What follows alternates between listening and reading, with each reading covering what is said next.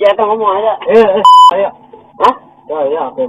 Ya, so. Viral pemalakan warung kelontong di Cigadung, Bandung oleh pemuda pirang minta HP dan uang Rp400.000.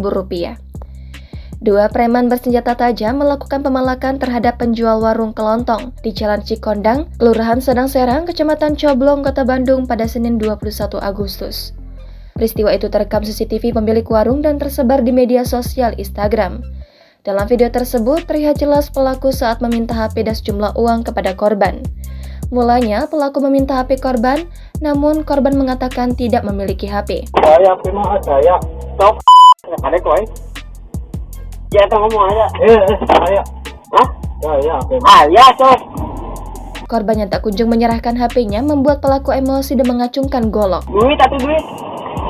Setelah 400. saya foto. Saat itu terlihat ada dua pelaku yang melakukan aksi pemalakan tersebut, namun satu pelaku menunggu di luar. Belum diketahui apakah pelaku berhasil membawa kabur duit korban atau tidak.